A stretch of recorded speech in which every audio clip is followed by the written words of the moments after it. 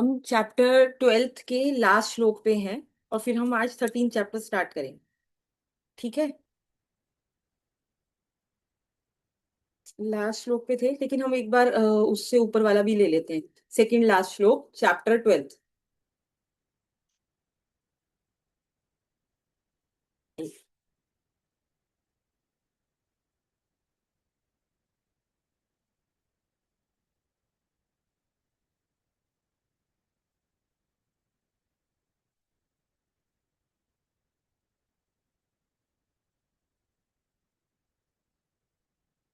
जो निंदा स्तुति को समान समझने वाला है, मननशील है और जिस किसी प्रकार से शरीर का निर्वाह होने में सदा ही संतुष्ट है और रहने के स्थान में ममता और आसक्ति से रहित है, वह बुद्धि भक्ति मान पुरुष मुझको प्रिय है।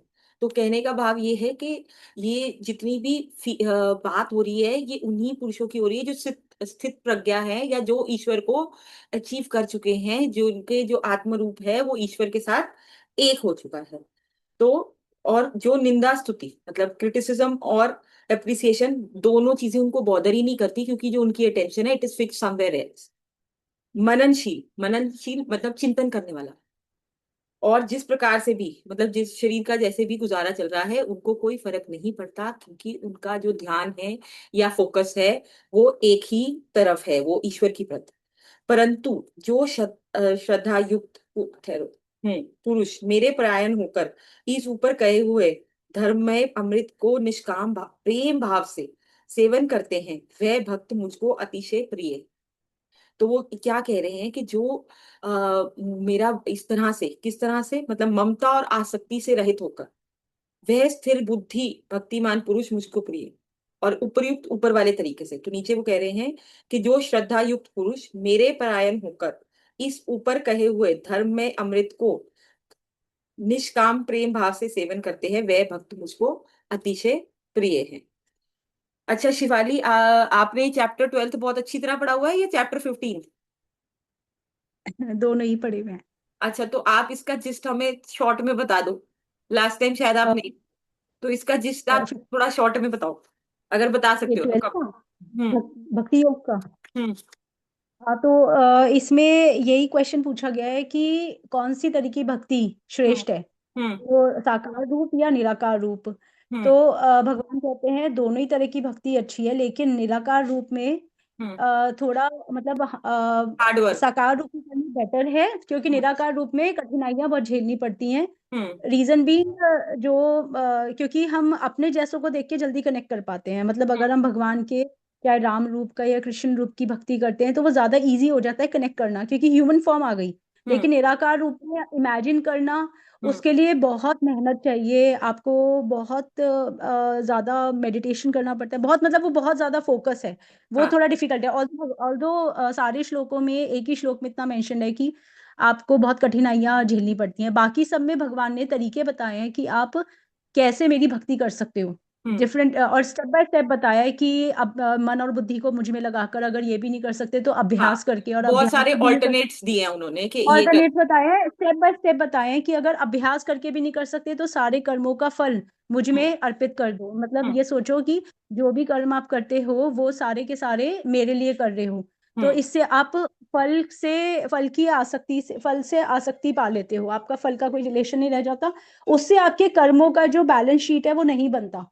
हाँ, वो जब जीरो। हम कर्मों से फल हाँ, जब हम कर्मों से फल एक्सपेक्ट करने लग जाते हैं, हम ये सोच के कर्म करते हैं कि हमें इससे ये प्राप्त होगा, चाहे अच्छा या बुरा, तो हम फल से रिलेट हो जाते हैं, कर्म से रिलेट हो जाते हैं, और बन वो जाते कर्म हैं, हमारे हाँ।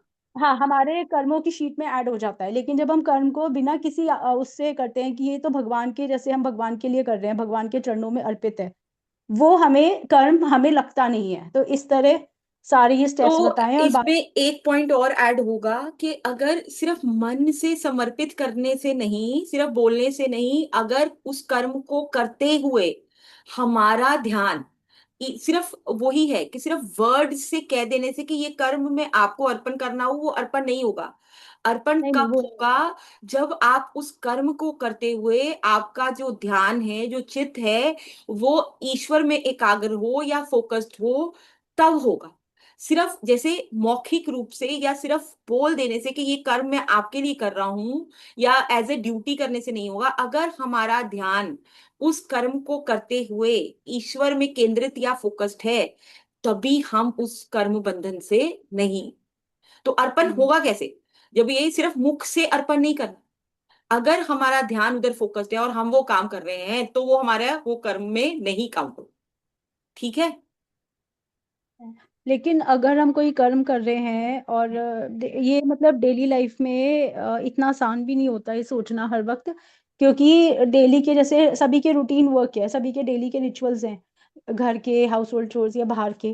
तो ये बहुत मुश्किल हो जाता है हर वक्त सोचना कि हम हर वक्त भगवान का ध्यान करते हुए इस कर्म को करें। उसके लिए फिर वही प्रैक्टिस चाहिए। नहीं तो अदरवाइज मतलब अर्पण वो करना कैसे होगा? अगर आपने सिर्फ मुख से वो बोल दिया कि ये कर्म अर्पण नहीं, है। मुख से नहीं, नहीं नहीं नहीं, मुख से बोलना नहीं, मुख से हाँ। बोलना नहीं। जैसे कि पता नहीं, मतलब मैं जैसे मैं अपना एग्जांपल दूं तो मैं ठीक है, कई चीज़ों पे गुस्सा आता है, कुछ बुरा लगता है, हम क्यों करें, हम ये क्वेश्चन उठता है दिमाग में, मैं क्यों करूं। फिर मैं सोचती हूँ ठीक है, भगवान तो देख ही रहा है ना कि क्या है, तो जो मेरा दायित्व है, जो मेरी रिस्पॉन्सिबिलिटीज हैं, वो मैं अपनी पूरी करूंगी। ये चीज मैं सोचती हूँ, तब नहीं मैं वो हर ठीक है, काम लेकिन करती ये हूँ। मैं भगवान कॉन्टिन्यू को अर्पण करना कहाँ हुआ है? ये तो आपने एक नहीं तो जस्टिफिकेशन बना लिया अपने काम, मतलब किसी चीज के लिए। तो जब वो कह नहीं रहे कि सब ये कर्मों का फल मुझे अर्पण कर दे, फिर कर्म कर, तो वो अर्पण कैसे करेंगे? क्वेश्चन ये है। मैं यही तो बता रही हूँ। अगर हम ये सोचें कि हाँ जी ये मेरी रिस्पॉन्सिबिलिटी है, हम्म। क्योंकि जब आप गृहस्थ में हो तो आपको आपके कुछ सामाजिक दायित्व हैं जो आपको पूरे हाँ वो करने पूरे पड़ेंगे, करने हैं, ठीक है। हाँ। वो आपको पूरे करने ही करने हैं, और वो आप रिलेट नहीं कर सकते यार इसने मेरे साथ बुरा करा मैं वापस रिटेलिएट करता हूँ, ऐसा नहीं होता। तो आपको यहाँ पे अपने आप को कॉन्टिन्यूसली रिमाइंड कराना है कि मतलब जो मैं करती हूँ, अब मुझे नहीं पता, हो सकता है मैं नहीं गलत मैं हूँ, वही कह लेकिन रही हूँ कि अर्पण जब हमें करना है तो वो कैसे होगा अर्पण? सिर्फ शाब्दिक अर्पण मतलब doing it as a duty is one part, कि you are doing any job as a duty is one part, but वो वही वो। होता है, वही हाँ होता तो है। मैं लेकिन अपने आप नहीं को वो फल से रिलेट नहीं कर रही, अर्पण, नहीं हाँ। मैं अपने आप को रिजल्ट से रिलेट नहीं कर रही, इसका फल क्या होगा, कोई मेरे इस काम से खुश होगा नहीं होगा, that is what I am talking about. I am not relating myself to it. तो मैंने ये एक्सपेक्ट ही नहीं करा यार, मैं कितना भी कर लूँ कोई मुझसे खुश होगा नहीं होगा, तो I am not relating to that part. This is what you call as you are surrendering to God for that, मतलब No, आपने भगवान की no, ड्यूटी समझ के no. करा। This is पता okay. नहीं, आई You are think doing this it as a is, part of your duty. That is fine. That is fine. But यार अर्पण करने का मतलब मतलब ये। हाँ बोलो। I think, I personally think, because ये कहते हैं कि the moment we associate ourselves with the result of that karma, तो हम्म। वो फिर भगवान को अर्पित नहीं हुआ। This is what I relate to, तो this is why hmm. I don't associate myself. मैं नहीं सोचती कि यार मुझे ये काम करूंगी तो मुझे इससे ये फल मिलेगा, इसको खुश करूंगी या वो दुखी होगा, या मैं इसकी हेल्प कर रही हूँ। तो I am not trying to associate myself, I am just doing it because I'm just thinking I'm just an intermediator, I'm a nobody, I'm just a मेरे थ्रू अगर भगवान किसी का कुछ करवा रहा है या मैं अगर ये काम कर रही हूँ तो that is what I think, I'm not associating myself with the result, this is what I think कि मैं भगवान को अर्पित कर रही हूँ जो भी है, मतलब वो हाँ एज अ ड्यूटी वही कर रही हाँ, हूँ। वो आई ड्यूटी थिंक हो दिस गया। व्हाट मैं। नहीं, इसमें second part is also equally important कि अर्पण तभी होगा ना जब आपका ध्यान उस तरफ है। आपने एक तो उसका उन्होंने तीन तरीके के बताए थे ना, कि जब आप कर्म बंधन से कैसे नहीं बंध सकते। तो ये पिछले चैप्टर्स हाँ, में उन्होंने ये बताया है कि अगर ध्यान मन को एकाग्र करके, अगर चित्त मेरे में वो है, रोक कर मुझ में ध्यान, तभी अर्पण होंगे, तभी अर्पण होंगे। और doing it as a duty is one part, तो इट यार हैज बट सेकंड। वो ही है ना, that thing needs practice, because हाँ जब आप उसका सुबह उसका के डेली, सॉल्यूशन, प्रैक्टिस का मतलब ये नहीं है कि वो उसकी डेफिनेशन में नहीं आएगा, हम वो कर नहीं पा रहे इसलिए वो डेफिनेशन में से मिसिंग हो जाएगा, ये थोड़ा होगा। मतलब हम वो नहीं कर फिर पा आपको रहे करनी हैं पड़ेगी इसका ना, मतलब ये थोड़ा है कि ये अर्पण हो गया। नहीं नहीं, वही ना, आपको कॉन्टिन्यूअसली जाप करो या जो करो जो हाँ। आपके दिमाग में हर वक्त चलता रहे, तो उसके साथ आप जो भी करोगे वो बाय डिफॉल्ट अटैच हो गया ना उससे, कि हम्म। आपका जाप भी चल रहा है, भगवान का ध्यान कर रहे हो। हाँ लेकिन हाँ, ये चीज प्रैक्टिस मांगती है, ठीक ये है। प्रैक्टिस मानती है, बट अगर क्योंकि हम प्रैक्टिस नहीं कर पा रहे तो मतलब ये वो डेफिनेशन का पार्ट नहीं होगा, ये नहीं है। उसका सेकंड पार्ट भी उतना हम्म। इक्वली इंपॉर्टेंट है। अर्पण तभी होगा जब हम सिर्फ वर्ड से बोल हम्म, दिया हम्म, कि हमने ये कर्म ईश्वर को अर्पण कर दिया। तो वर्ड से बोलने से नहीं, हम्म अगर उस कर्म को करते हुए हमारा मानस जप चल रहा है या ईश्वर में हमारा ध्यान है, तभी वो अर्पण हुआ, अदरवाइज वो अर्पण हुआ ही नहीं। हम्म। सरेंडर तभी हुआ ठीक अगर है। हम, तो वो सेकंड पार्ट दो it is difficult, but unless and हाँ अनटिल वी डू दैट, तो वो अर्पण नहीं होगा। हाँ तो उसके लिए वही प्री, वो क्या है, मानस जाप किया जाए। तो जब आप मानस जाप करते करते आपकी प्रैक्टिस हो गई, तो वो ऑटोमेटिकली अर्पण हो गए। फिर उसके लिए आपको अच्छा ये ये वर्ड मानस। बोलने की जरूरत नहीं है कि हमने अर्पण किया। हाँ हाँ हाँ। तो आपको टाइम दे दे के टाइम टू टाइम आपके मानस जाप की प्रैक्टिस बढ़ानी है। ठीक है। अच्छा ये मानस जाप मतलब एग्जैक्टली क्या, हम मन में जाप करना या फिर नॉर्मल कहीं मतलब हल्के जो लिप्स लिप्स मूवमेंट के साथ होता है तीन कुछ भी तरह के जाप भगवान। हैं। एक है वाचिका जाप, विच इज ऑडिबल, मतलब जो सुनता है। फिर है हम्म उपांशु जाप, जिसमें कि आपके लिप्स मूव कर रहे हैं, हल्की हल्की साउंड है जो कि सिर्फ आप सुन पा रहे हैं। और हम्म थर्ड इज मानस जाप, जो आप मन से कर रहे हैं। हम्म तो जो मन से किया हुआ जाप है वो मानस जाप है। लेकिन मान लो कभी कंसंट्रेशन नहीं बन रही, तो आप हम्म उपांशु जाप का इनिशियली सहारा लेके फिर मानस जाप तक जा सकते हो, कि आप थोड़ा उसको हम्म। लाउडली, कि आपके कानों में वो जा रहा है सिर्फ, और किसी को नहीं हाँ सुनाई दे हाँ। रहा। तो you can start hmm. With Upanshu and then switch hmm. To Manas jaap. Manas. But the hmm word should, मतलब बहुत ज्यादा लंबा मंत्र नहीं होना चाहिए, it should be hmm short hmm hmm small word.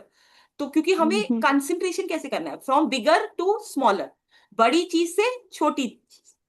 वो हम्म भगवान कृष्ण उद्धव को बोलते हैं कि पहले मेरे मेरे पूरे शरीर का ध्यान करो, फिर मेरे मुख का ध्यान करो, फिर मेरे मुखार बिंद का ध्यान करो। तो हमें लार्जर से स्मॉलर, ग्रॉस से सटल, सूक्ष्म स्थूल से सूक्ष्म। ठीक है। तो अर्पण एक्चुअली में तभी होगा, सिर्फ बोल देने से कि ये कृष्ण अर्पण है, या सिर्फ बोल देने से कि ये कर्म अर्पण है, वो अर्पण नहीं होगा जब तक कि हमारा ध्यान उस काम को करते हुए ईश्वर में नहीं रुका, तो वो अर्पण नहीं। ठीक है। अच्छा, अब next coming to 13 chapter. Shri भगवान बोले, हे अर्जुन, ये शरीर क्षेत्र इस नाम से कहा जाता है, और इसको जो जानता है उसको क्षेत्रज्ञ इस नाम से उनके तत्व को जानने वाला ज्ञानी जन कहते हैं। अब क्षेत्र इस खेत, फील्ड। तो शरीर को क्या कहा गया, खेत। इसको देह भी कहते हैं, शरीर, देह और क्षेत्र। तो इसको शरीर या क्षेत्र इसलिए कहा गया कि जिस तरह से खेत में हम बीज डालते हैं और वो बीज बहुत गुना होके, मल्टीप्लाई होके उपजता है, जैसे एक पौधे से पता नहीं मतलब कितने सारे सीड वो होंगे। तो आपके वैसे ही इस शरीर में जो हम कर्म रूपी बीज देते हैं, उसका भी फल, अच्छा या बुरा, बहुत गुना होके उपजता है, और वो हमें भोगना पड़ता है। तो इसलिए इसको क्षेत्र, शरीर या देही कहा गया। और नेक्स्ट वो बोल रहे हैं क्षेत्रज्ञ, इसको जो जानता है, किसको, क्षेत्र को जो जानता है, इस नाम से उनके तत्व को जानने वाला ज्ञानी जन कहते हैं। तो क्षेत्र, क्षेत्रज्ञ क्या है, जो इस शरीर को जानता है। तो इस शरीर को कौन, आत्मा, द लिविंग कॉम्पोनेंट, तो दैट इज क्षेत्रज्ञ, उसको जानने वाला। हे अर्जुन, तू सब क्षेत्रों में क्षेत्रज्ञ अर्थात जीवात्मा मुझे ही जान। नाउ ही सेइंग कि क्षेत्रज्ञ क्या है। हे अर्जुन, तू सब क्षेत्रों में क्षेत्रज्ञ, शरीर को जानने वाला, अर्थात इज इक्वल टू जीवात्मा भी मुझे ही जान। और क्षेत्र, क्षेत्रज्ञ को अर्थात, अर्थात विकार रहित, विकार सहित प्रकृति का, और पुरुष को जो तत्व से जानता है वो ज्ञान है। Now he is defining what knowledge, ज्ञान किसे कहा।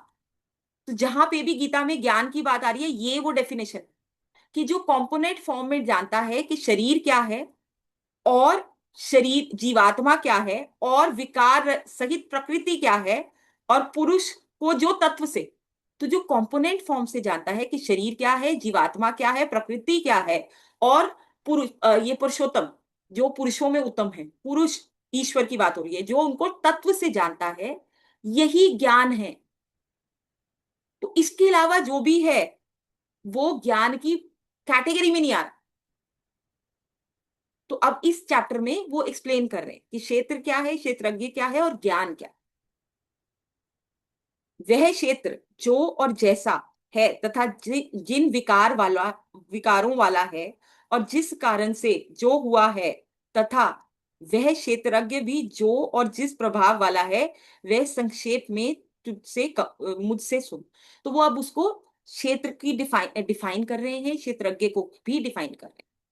यह क्षेत्र और क्षेत्रज्ञ का तत्व ऋषियों द्वारा बहुत प्रकार से कहा गया है, और विविध वेद मंत्रों द्वारा, मतलब ये इसका जो डिवीजन है या एक्सप्लेनेशन है, वो बहुत ऋषियों द्वारा दिया गया है, और बहुत डिफरेंट वेद मंत्रों में भी विभागपूर्ण अलग अलग कहा गया है, तथा भली भांति निश्चय किए हुए युक्ति युक्त ब्रह्म सूत्र के पदों द्वारा भी कहा गया है। तो इस वो कह रहे हैं कि ये इसके अलावा कहाँ कहाँ क्षेत्र और क्षेत्रज्ञ की डेफिनेशन या वो सारा बताया गया। अब ये शरीर पे आते हैं, क्षेत्र क्षेत्र के बारे में बता रहे हैं। पांच महाभूत, पांच महाभूत कौन से हुए, बताओ भाई, पांच अग्नि महाभूत। वायु, हम्म। अग्नि वायु आकाश, हाँ। धरती, पृथ्वी। पृथ्वी, पृथ्वी, धरती, अग्नि, वायु, जल, जल, आकाश और हाँ जल। हम्म। तो ये जो जिससे अकॉर्डिंग टू हिंदू मैथोलॉजी तो ये पांच महाभूत है। तभी जो प्राणी है उनको बार बार गीता में भूतों की मतलब उत्पत्ति या कुछ भी, तो ये जो पांच महाभूत हैं जिससे सब प्राणी बने हुए हैं उनको, तो क्षेत्र का वो बता रहे हैं। तो क्या क्या है क्षेत्र में, 31 चीजें हैं टोटल। तो उनमें से क्या है, पांच महाभूत, वही अग्नि जल वायु पृथ्वी और आकाश। अहंकार, बुद्धि और मूल प्रकृति भी, तथा, तो और क्या क्या है यहाँ पे, ये अहंकार बुद्धि और मूल प्रकृति। 10 इंद्रियां, इंद्रियां कौन सी, कर्म इंद्रियां और ज्ञान इंद्रियां। एक मन और पांच इंद्रियों के विषय। तो टोटल ये क्या, पहले तो पांच महाभूत, पांच कर्म इंद्रियां, पांच ज्ञान इंद्रियां, टोटल हो गए 15, और पांच जो ज्ञान इंद्रियों के विषय हैं। आई का विषय रूप, ईयर का विषय साउंड, नोज का स्मेल, टंग का टेस्ट और स्किन का टच। तो ये जो पांच विषय हैं, ये टोटल हो गए 20। फिर और कौन सा, अहंकार बुद्धि मूल ये प्रकृति। कर्म, हम्म। हाँ, ये कर्म इंद्रियां एक बार दोबारा से रिवाइज कर लें, क्या थी कर्म इंद्रियां, ज्ञान इंद्रियां तो ये हो हाँ, गई सेंसेस। ज्ञान इंद्रिया सेंसेस, कर्म इंद्रिया जिनसे कर्म हो रहा है, हाथ तो हाथ, पैर, पैर, और क्या था, मुंह, क्योंकि उससे इनटेक हो रहा मुंह, हाँ, है, और हाँ, और यूरिन की ओपनिंग और डिफिकेशन वाली ओपनिंग, तो वो पांच कर्म इंद्रियां हैं जिनसे काम हो। ठीक है। ठीक है, ठीक है। तो ये पांच 20 हमने कर लिए, 21 अहंकार बुद्धि मूल प्रकृति और मन, ये 24। फिर उसके बाद इच्छा, डिजायर, द्वेष, जेलसी, सुख दुख, स्थूल देह का, पिंड की चेतना, ये जो अहम भाव है कि मेरा ये जो पिंड की चेतना है वो जो है, और धृति धारण करने की शक्ति, याद रखने की वो धृति। तो ये इस प्रकार विकारों के सहित ये क्षेत्र संक्षेप में कहा गया। अब now he is defining what is body. तो जो क्षेत्र है या शरीर है, नॉट बॉडी, हाँ मतलब क्षेत्र शरीर या बॉडी, उसको उन्होंने डिफाइन कर दिया कि ये 31 है टोटल। तो 31 में क्या क्या आ गया, जिनसे वो शरीर बना है, और उसमें मन बुद्धि अहंकार मूल प्रकृति और जो हमारी फीलिंग्स है वो भी काउंट हो गई। कौन कौन सी, इच्छा डिजायर, द्वेष, सुख दुख, स्थूल देह का मतलब अपने अहम जिसे हम कहते हैं कि देह के होने का जो एहसास है उसकी बात कर रहे हैं, स्थूल देह का, पिंड चेतना और धृति, इस प्रकार विकारों के सहित ये क्षेत्र संक्षेप में कहा गया। ठीक है। तो अब इधर उन्होंने क्षेत्र बता दिया। अब आगे वो जो बता रहे हैं नेक्स्ट आपके 3 या 4 श्लोकों में वो बता रहे हैं कि फर्दर ज्ञान क्या है। पहले उन्होंने कहा जो मतलब शरीर, जो शरीर को जीवात्मा को प्रकृति को विकारों सहित प्लस पुरुष पुरुष को जानता है वो ज्ञान है। अब वो ज्ञान में बता रहे हैं कौन कौन सी क्वालिटीज ज्ञान में आती। तो वो है श्रेष्ठता के अभिमान का अभाव, कि आई एम द बेस्ट या आई नो द बेस्ट या आई एम जो भी है, क्योंकि ये बहुत नॉर्मल है। अगर हम किसी इंसान को थोड़ा सा भी आता है तो उसमें ये भाव आ जाता है कि मुझे कुछ आता है या मेरे में ये क्वालिटी है। तो ये श्रेष्ठता इट इज वेरी मतलब बहुत ही ऑब्वियस और नॉर्मल है, ये हो जाता। तो लेकिन जो भी कुछ जिसके पास है वो ईश्वर का ही दिया गया है, और किसी पिछले जन्म में या इस जन्म में गुरु ने हम पे काम किया है, मेहनत की है, जिसके रिजल्ट में वो क्वालिटी हमें आई। क्योंकि बिना सत्संग के वो इम्प्रूवमेंट आ ही नहीं सकती। तो किसी में भी कुछ भी अच्छी क्वालिटी या कुछ भी है तो उधर से ही आ रही है, उनकी कृपा से ही आ रही है, या तो हमने उनका संग किया तभी आ पाए। तो जो वो कहते हैं कि सत्संग की वजह से जही मति कीर्ति जही जही पाई सो सब सत्संग प्रभाव जाने उधर, कि किसी के पास भी जो अच्छी मति बूटी कीर्ति यश ये जो भी है ये सत्संग के प्रभाव, और हम उसमें अगर अभिमान कर रहे हैं तो ये क्या कह रहे हैं, श्रेष्ठता के अभिमान का अभाव, दम्भ आचरण का अभाव। दम्भ आचरण हिपोक्रेसी, अंदर से कुछ और फील करना और बाहर कुछ और बोलना, दिस इज दम्भ आचरण। जैसे वो कहते हैं, वो श्लोक में आया कि जो इंद्रियों को बाहर से हठ पूर्वक रोक कर मन से विषयों का चिंतन करता है वो पुरुष दम्भी है, चैप्टर 3 में। तो यहाँ पे वो क्या कह रहे हैं, दम्भाचरण, फॉल्स बिहेवियर। तो आचरण का बहुत इंपॉर्टेंट रोल, सद आचरण, अच्छा आचरण क्या है, सदा 5 पापों से बचना, झूठ चोरी नशा हिंसा व्यभिचार, इन 5 पापों से बचना। और फॉल्स बिहेवियर, फेक बिहेवियर, दंभ आचरण का अभाव जो अंदर है। अब स्वामी रामकृष्ण परमहंस कहते हैं मनसा वाचा कर्मणा एक, मतलब जो हम सोचते हैं वैसा ही कर्म करें और वैसा ही बोलें, यही असली साधना है। मुख का और मन और मुख की एकता, ये साधन, कि मन में जैसा हम सोचते हैं वैसा ही बोले, तो ये साधना है। तो इसमें क्या बोल रहे हैं वो, दंभ आचरण का भाव, whatever you are thinking वही बोलना चाहिए, मतलब सत्य, ये नहीं कि फॉल्सिफिकेशन। तो दंभ आचरण का भाव ये ज्ञान है, जिसको ये ज्ञान मतलब जिसको ये है कि जैसा हूं वैसा ही बिहेव करना।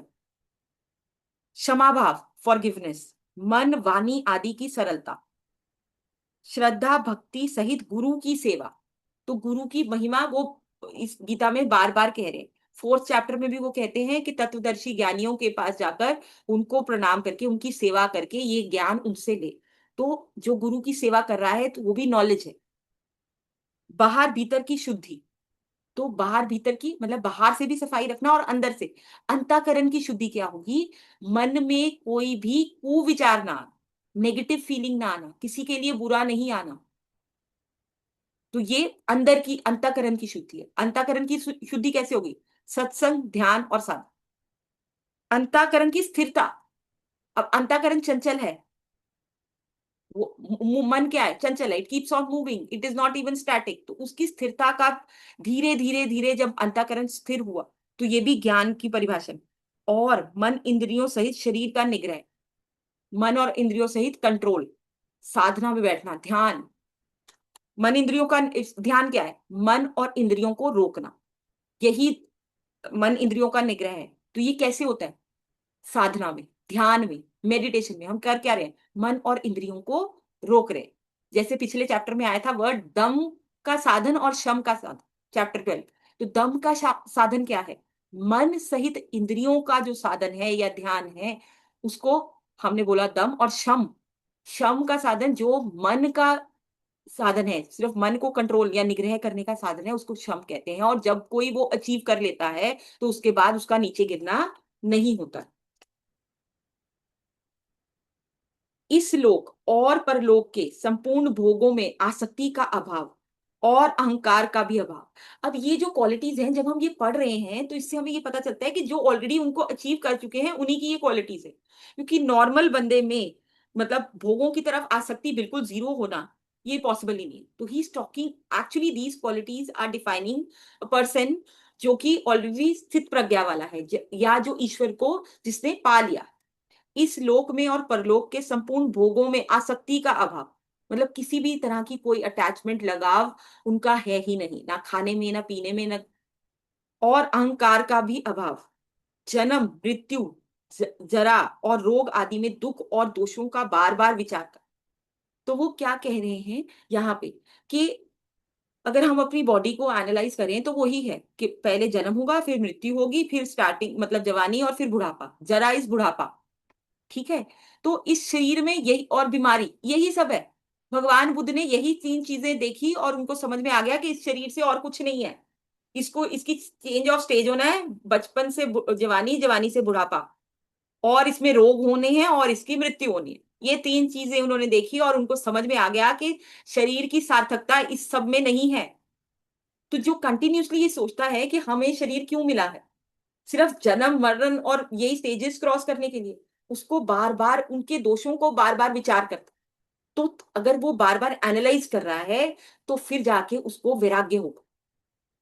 अगर हम वैसे ही जिंदगी जिए जा रहे हैं कि वो इस शरीर की सार्थकता है क्या, कि भाई पैदा हुए, एक स्टेज जवानी आई, फिर बुढ़ापा आया, पूरी उम्र हम भोगों की तरफ और दुनिया की तरफ भागते रहे और एंड हो गया। Was it meant for that only, और इज देयर समथिंग आउट, मतलब कोई और भी चीज है इसके अलावा, या यही साइकिल और बर्थ और लाइफ के साइकिल में ही हम ट्रैप होके थे।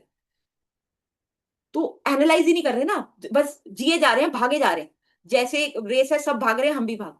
तो वो कह रहे हैं इन प्रॉब्लम्स को एनालाइज करना कि इज इट ओनली के अब शरीर है तो उसमें ये स्टेजेस आएंगी ही आएंगी, आप कुछ भी कर लो, बुढ़ापा भी आएगा, जवानी भी आएगी, सारी चीजें होंगी, उसमें रोग भी आएगा और मृत्यु भी आएगी।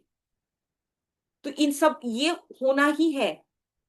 तो क्या शरीर की सार्थकता सिर्फ इसी में है, या उसका कोई हायर पर्पस या कुछ और भी उसकी लाइफ का मकसद है कि आए इस तरह से जिंदगी जी और चले गए।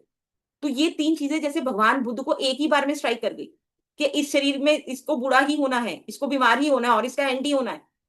एंड ही सेड कि there is nothing in this world, मुझे सुख का साधन ढूंढना है, और वो ईश्वर को ढूंढने में चले। उनको समझ में आ गया कि ये बॉडी में से यही अचीव हो सकता है, इससे ज्यादा नहीं। तो ये क्या कहते हैं, ये जो संसार है ये दुख रूप है। तो उनको एक ही बारी में समझ में आ गया, क्योंकि उनके पिछले जन्मों के संस्कार है। तो ये जो बार बार जो एनालाइज कर रहा है, इसको भी वो ज्ञान कह रहे हैं। At least he is thinking. पुत्र, स्त्री, घर और धन आदि में आसक्ति का अभाव होना, कि जो भी आपकी, मेरी, ये जो ममता है, this is the biggest obstacle. ममता का क्या मतलब है, मेरी होने का जो भाव है, ये सारी प्रॉब्लम की जड़ ये ममता है। This belongs to me. हम ये एग्जाम्पल पहले भी डिस्कस कर चुके हैं कि एक व्यापारी था, वो 20 साल बाद अपने घर आ रहा था, और वो किसी सराय, पुराने जमाने में सराय होटल टाइप वो होता था, वहां रुकता है। तो उसको पता चलता है कि एक बच्चे की डेथ हो गई, तो ही इज नॉट बॉदर्ड। फिर वो जाता है तो देखता है कि वो उसके तब तक उसको कोई फर्क नहीं पड़ रहा होता। जब वो देखता है, उसको कुछ निशानी मिलती है या कुछ ज्वेल या कोई मार्क मिलता है, तो उसको समझ में आता है ये तो मेरा ही बेटा है। अब तो उसके लिए जैसे संसार ही खत्म हो गया। क्यों? क्योंकि इसमें मेरे का भाव, मेरे की भाव है। तो जहां जहां मेरे का भाव आता है, वहां वहां हम बंध जाते हैं। ये मेरा शरीर, ये मेरे, भाई शरीर ही अपना नहीं है फर्स्ट प्लेस। तो आगे की सारी चीजें हमारी कैसे हैं? ये मेरा शरीर, ये मेरा घर, ये मेरा काम, ये मेरे बच्चे, इन्हीं सब ने बांध रखा है हम। तो वो क्या कह रहे हैं, पुत्र, स्त्री, घर और धन आदि में आसक्ति का अभाव, कि उनमें ममता ना होना, अटैचमेंट ना होना, ममता ना होना, तथा प्रिय और अप्रिय की प्राप्ति में सदा ही चित्त का सम रहे। तो चित्त का सम तभी होगा जब वो वहां पे एकाग्र हो चुका है। तो तब वो कहते हैं ना कि गीता में लिखा है कि अच्छा, दुख सुख आपको इफेक्ट नहीं करना चाहिए।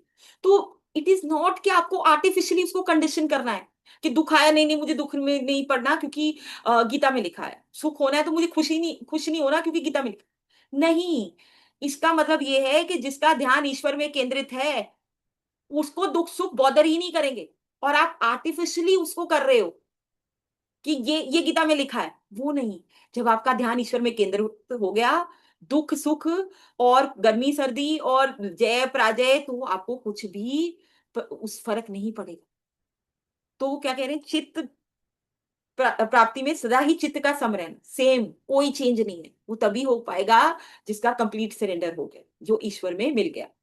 मुझ परमेश्वर में अनन्य योग के द्वारा अव्यभिचारिणी भक्ति है। अव्यभिचारिणी एक ही तत्व की भक्ति, तो फुल डिवोशन से सिर्फ ईश्वर की ही, अनन्य योग, बिना किसी और चीज के, तथा एकांत और शुद्ध देश में रहने का स्वभाव, और विषय युक्त मनुष्यों के समुदाय में प्रेम ना हो। तो वो क्या कह रहे हैं कि कहा, एक तो ईश्वर में कॉन्स्टेंटली स्थित होने की वो एकांत कैसे होगा स्थित, जब वो एकांत और शुद्ध देश में रहने का स्वभाव है। उसको ज्यादा भीड़ भाड़ नहीं पसंद, वो अकेला रह जाता है। क्यों? क्योंकि उसको मेडिटेशन कर। और जो लोग बहुत ज्यादा विषय की तरफ इंक्लाइंड है, उनकी कंपनी से वो अवॉइड करे, क्योंकि कहते हैं कि कुसंग का थोड़ी देर का भी प्रभाव आपके जो सत्संग के प्रभाव को कम कर देगा। तो अगर कोई इंसान बहुत ही ज्यादा आपने बहुत बार फील भी किया होगा, कुछ ऐसे लोग हैं जिनका बहुत ज्यादा जो संसार के भोग हैं उनमें आ सकती हैं। जब आप उनसे मिलते हैं थोड़ी देर के लिए, उसके बाद आपको अंदर से एक अनइजीनेस, रेस्टलेसनेस, या आपको पता चल जाता है कि कुछ सही नहीं है। तो ऐसे तो कुसंग से बचना है, क्योंकि हम जिस बात पे चल रहे हैं अभी हम पूरे उससे नहीं हो पाए। तो ये सब उन्होंने ज्ञान बताया। अध्यात्म ज्ञान में नित्य स्थिति, तो नित्य स्थिति किसकी होगी? जो ईश्वर में मिल गया। और तत्व ज्ञान के अर्थ रूप, तत्व ज्ञान के अर्थ रूप का मतलब क्या है कि तत्व ज्ञान रूप, अर्थ रूप क्या है? परमात्मा को ही देखना। तो जब जिसको तत्व ज्ञान हो गया उसको ईश्वर प्राप्त हो गए, तो ईश्वर में ही कांस्टेंट उसका ध्यान है। यह सब ज्ञान है। और जो इसके विपरीत है वह अज्ञान। तो अब वो बता रहे हैं कि ये ज्ञान है। तो ये वो क्वालिटीज नहीं है जो हमें हमें फॉलो तो करनी है इनको, लेकिन हमें ध्यान ईश्वर में फोकस करना है। ये उन लोगों की क्वालिटीज हैं जो ईश्वर में ऑलरेडी मिल गए, क्योंकि उनकी आसक्ति नाश हो गई। ना मतलब घर में ना बच्चों में कोई भी आसक्ति नहीं है। तो अगर ये आप क्वालिटीज ध्यान से स्टडी करेंगे तो यही समझ में आता है, ये क्वालिटीज उन्हीं की है जो उनको अचीव कर चुके। तो यही ज्ञान है और इसी को पाना है। और इसके विपरीत जो भी है उसको उन्होंने क्या डिक्लेयर कर दिया? अज्ञान। तो हमारा सारा जीवन किसमें निकल जाता है? अज्ञानता।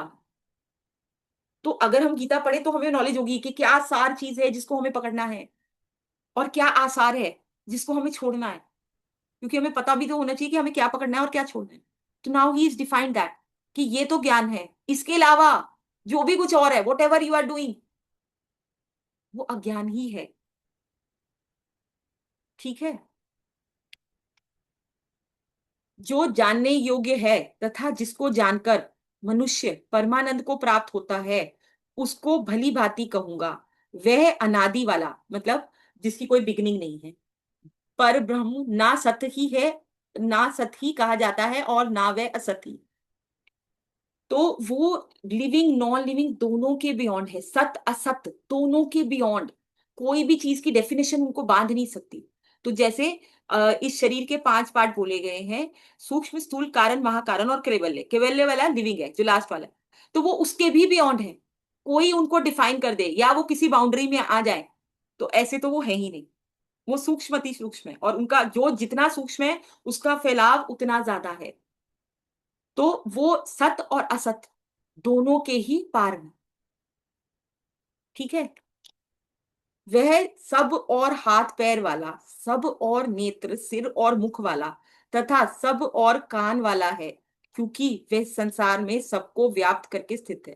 तो it is a way of divining कि he is everywhere, he is omniwhere, मतलब ही इज प्रेजेंट एवरीवेयर। तो वो सब और आंखों वाला है, मतलब वो सब तरफ देख पा रहे, उनको पता है सब, क्योंकि वो हर जगह है।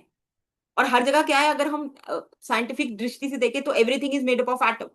और गीता में वो बोलते भी हैं, वो अणु से अब अणु है, सबएटॉमिक।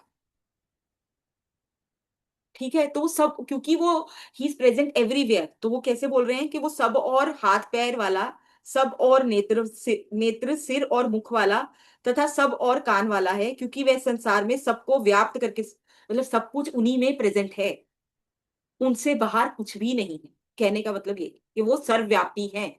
इस लाइन का मतलब है क्योंकि वे संसार में सबको व्याप्त करके स्थित हैं, मतलब ही इज प्रेजेंट एवरीवेयर, सर्वव्यापी।